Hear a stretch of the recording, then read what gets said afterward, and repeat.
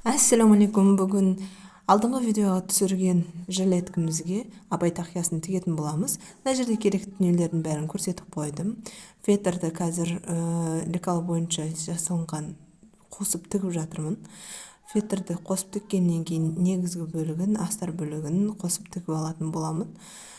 Сіз ұнап жатса лайк басып, комментария жазып, өзіңіз осы қазақша контентті қолдай отырыңыздар. Ары қарай осылай барлығын дайындап болған соң әдемілеп үтіктеп дайындап қоямын. Одан кейін ары қарай осылай астындағы фетр бөлігі мен негізгі бөлікті бір-біріне жақсы тұру үшін, жылжып кетпес үшін осылай клеевый метражный ленталарды осылай пергаментный бумагамен үтіктеп аламыз.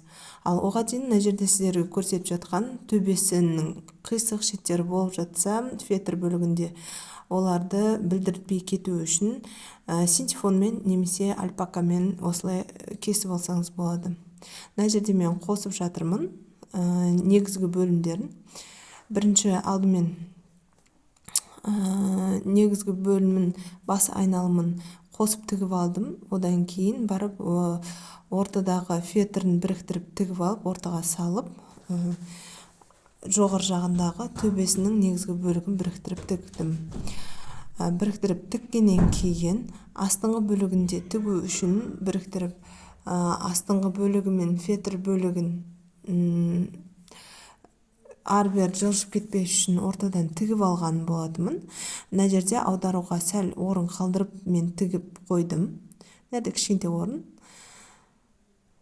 Және енді ары қарай фетрімізде сәл шығыңқы болып қалған жерлерді қырқып алып тастаймыз, артық жерлерін.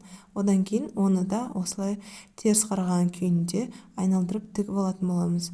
Одан кейін бағанағы қалдырып кеткен аударуға қалдырып кеткен орынмен теріс аударып алатын боламыз. Егер толығырақ осыны анық түсірілген видеосын тағы да көргім келеді дейтін болсаңыз, осы жерде сізге заметке жоғары жақта қалдырып кететін боламын.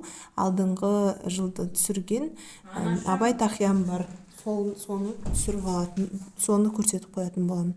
Мына жерде сіздерге аударып, бергі бетін көрсетіп жатырмын. Осылай болып шықты. Астындағы кішкентай бөлігін қолмен көктеп тіге салсаңыздар болады.